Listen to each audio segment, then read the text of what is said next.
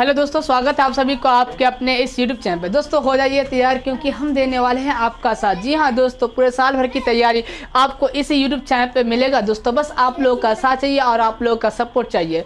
दोस्तों अगर आप लोगों का साथ रहा तो हम वादा करते हैं कि आपके एग्जाम के अंत तक आपका साथ देंगे हम, और उम्मीद करते हैं कि इस बार आप ही अच्छे टॉपर बनेंगे। नहीं हो सकता है बिहार टॉपर, नहीं तो आप जिला टॉपर जरूर बन सकते हैं। अगर जिला टॉपर नहीं तो आप अपने क्षेत्र का टॉपर जरूर बनने वाले हैं। दोस्तों बस आप लोगों का साथ चाहिए और अंत तक हमारे साथ बने रहिए।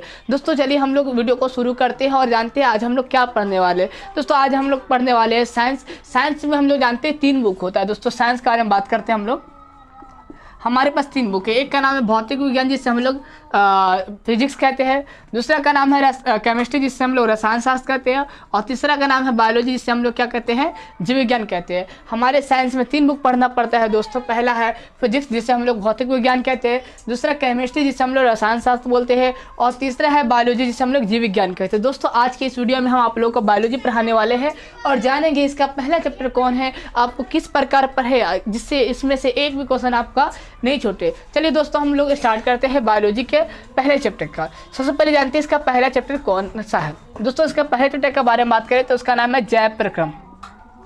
जैव प्रक्रम।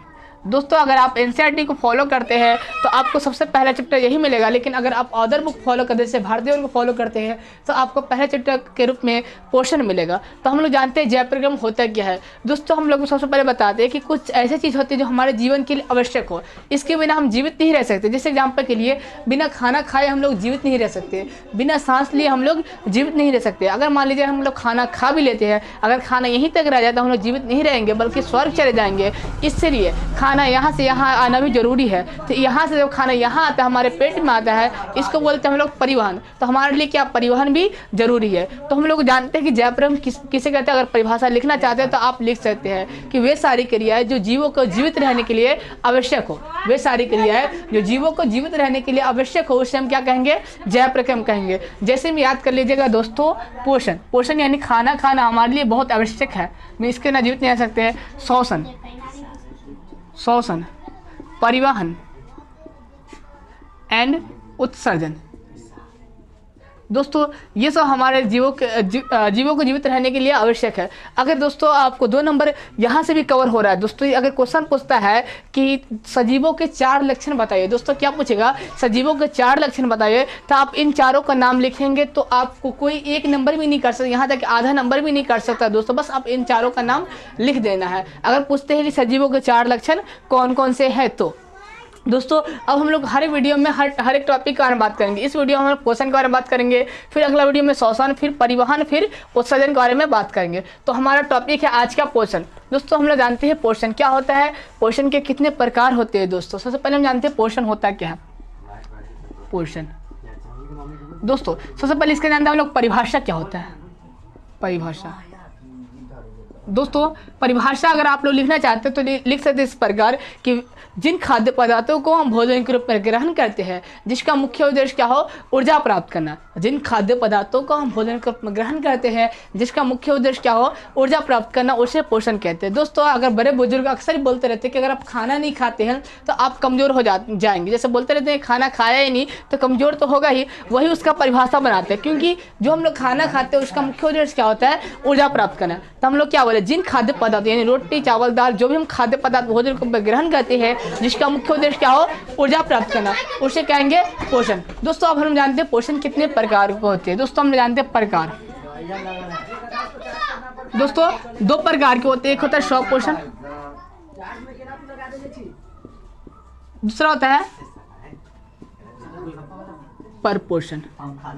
दोस्तों अब हम लोग जानेंगे स्वपोषण क्या होता है और परपोषण क्या होता है। सबसे पहले देखिए दोस्तों, ये स्व मतलब क्या होता है स्वयं, पर मतलब क्या होता है पराया। तो वैसे जीव जो स्वयं भोजन बनाते हैं उसे स्वपोषण कहते हैं, और वैसे जीव जो स्वयं भोजन न बना के किसी दूसरे जीव पर निर्भर रहते हैं उसे क्या कहेंगे दोस्तों, परपोषण कहेंगे। कुछ ऐसे जीव हैं जो स्वयं भोजन बना लेते हैं और बाकी अधिकतर ऐसे जीव है जो दूसरे पर निर्भर रहते हैं। हम लोग क्या है, दूसरे पर निर्भर रहता है। अगर हमको साग सब्जी नहीं मिलेंगे तो हम लोग भूखे ही रह जाएंगे। अगर हमको चावल यानी धान के रूप में चावल नहीं मिलेंगे तो हम लोग भूखे ही रह जाएंगे। तो हम लोग जानते हैं स्वपोषण और परपोषण का उदाहरण। दोस्तों स्वपोषण के उदाहरण में आते हैं जितने पेड़ पौधे हैं, पेड़ पौधे पेड़ पौधे जितने भी है दोस्तों ये स्वपोषण कहलाते हैं। और परपोषण के बारे में जानते हैं, जैसे जितने भी बड़े जीव जंतु है सब परपोषण कहलाते हैं।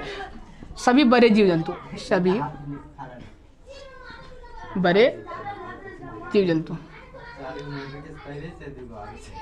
बड़े जीव जंतु दोस्तों जितने भी बड़े जीव जंतु है वो सब क्या है, परपोषी जीव है। दोस्तों अब हम जानते हैं परपोषण का प्रकार। दोस्तों इसका क्या जानेंगे, प्रकार जानेंगे, परपोषण कितने प्रकार के होते हैं। दोस्तों हम लोग स्वपोषण के बारे में जानते हैं, पहले हम परपोषण के बारे में जान लेते हैं कि ये कितने प्रकार के होते हैं। दोस्तों ये 3 प्रकार के होते हैं। एक का नाम है मृतजीवी, मृतजीवी, एक का नाम है परजीवी, और एक का नाम है प्राणी संपोषी, प्राणी संपोषी। दोस्तों अब हम जानते हैं मृतजीवी क्या होता है, परजीवी क्या होता है, प्राणी संपोषी जीव क्या होता है। देखो मृतजीवी यानी मरे गले के बारे में बात करेंगे, यानी वैसे जीव जो सड़े गले चीज़ों से अपना पोषण प्राप्त करता है उसे क्या कहेंगे, मृतजीवी कहेंगे। जैसे हम याद कर लीजिएगा एग्जाम्पल के रूप में गोबर छत्ता, गोबर छत्ता, इनके अलावा इसका एग्जाम्पल कवक भी है। दोस्तों दोनों एग्जाम्पल याद कर लीजिएगा, गोबर छत्ता या कवक कैसे जीव है, तो मृतजीवी जीव है। आप लोग का सवाल होगा सर गोबर छत्ता क्या होता है, तो हम लोग देखेंगे कि सड़े गले चीज़ पर, यानी जो बाँस एग्जाम्पल के लिए बाँस जो सड़ जाता है या चायला सड़ जाता है तो उस पर देखते हैं क्या वाइट वाइट एक फूल या एक पेड़ नुमा उग जाता है, उसे हम क्या कहते हैं, गोबर छत्ता ही कहते हैं। परजीवी के बारे में जानते हैं तो इसका परिभाषा आप लोग अपना लिखना चाहते हैं तो लिख सकते हैं कि वैसे जीव जो स्थायी या अस्थायी रूप से अपना पोषण किसी दूसरे जीव से प्राप्त करते हैं। वैसे जीव जो स्थायी यानी हमारे साथ रहकर और हमसे दूर रहकर अपना पोषण किसी दूसरे जीव से ही प्राप्त करता है उसे क्या कहेंगे, परपोषी। जैसे एग्जाम्पल के लिए हमारे बालों की जो जूं होती है वो हमसे पोषण प्राप्त करता है हमारे साथ रहकर, स्थायी रूप से रखकर। लेकिन कुछ ऐसे जीव है जो हमसे पोषण प्राप्त करते हैं लेकिन हमारे साथ नहीं रहता। जैसे एग्जाम्पल के लिए मच्छर, मच्छर हमारे पास हमेशा नहीं रहता फिर भी पोषण किससे प्राप्त करता है, हमसे प्राप्त करता है। तो इसका एग्जाम्पल आप लोग लिख सकते हैं, जैसे मान लीजिए मच्छर, खटमल, जोंक, ये इसका एग्जाम्पल है, ठीक है, जो हमारे साथ रह के या हमसे दूर रह के पोषण हमसे ही प्राप्त करते हैं। दोस्तों अब हम लोग जानते हैं प्राणी संपोषी के बारे में। प्राणी संपोषी का अगर परिभाषा लिखना चाहते हैं तो आप इस प्रकार लिख सकते हैं कि वैसे जीव जो ठोस एवं तरल के रूप में अपना पोषण प्राप्त करते हैं। फिर से सुनिए दोस्तों, वैसे जीव जो ठोस एवं तरल के रूप में अपना पोषण प्राप्त करते हैं उसे क्या कहेंगे, प्राणी संपोषी। इसका एग्जाम्पल बेस्ट है दोस्तों, आप लोग को याद कर ही लेना है कि इसका एग्जाम्पल कौन कौन सा होता है। जैसे एग्जाम्पल याद कर लीजिएगा अमीबा, अमीबा कैसा जीव है, तो प्राणी संपोषी जीव है। पैरामीशियम,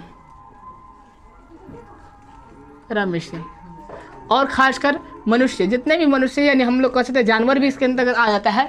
मनुष्य, जानवर, वो सब क्या है, प्राणी संपोषी जीव है। क्वेश्चन आएगा कि अमीबा पोषण दृष्टि से कैसा जीव है, तो प्राणी संपोषी जीव है। पैरामीशियम पोषण दृष्टि से कैसा जीव है, तो प्राणी संपोषी जीव है। दोस्तों हम लोग रिवाइज करते हैं, पोषण क्या आता है, जिन खाद्य पदार्थों को हम भोजन के रूप में ग्रहण करते हैं जिसका मुख्य उद्देश्य क्या हो, ऊर्जा प्राप्त करना, उसे पोषण कहते हैं। पोषण 2 प्रकार के होते हैं, एक होता है स्वपोषण, एक होता है परपोषण। स्वपोषण क्या होता है, स्व मतलब होता है स्वयं, पर मतलब होता है पराया। वैसे जो स्वयं भोजन बनाता है उसे कहेंगे स्वपोषण, और वैसे जो दूसरे पर निर्भर रहता है भोजन के लिए उसे कहेंगे परपोषण। परपोषण भी 3 प्रकार के होते हैं, एक का नाम है मृतजीवी, एक का नाम है परजीवी, और एक का नाम है प्राणी संपोषी। मृतजीवी वो होता है जो सड़े गले चीजों से अपना पोषण प्राप्त करते हैं, और परजीवी वो होता है जो स्थायी या अस्थायी रूप से अपना पोषण प्राप्त करते हैं। दोस्तों अब प्राणी संपोषी वो होते हैं जो ठोस एवं तरल के रूप में अपना पोषण प्राप्त करते हैं। तो दोस्तों उम्मीद है ये वीडियो आपको बहुत समझ में आया होगा।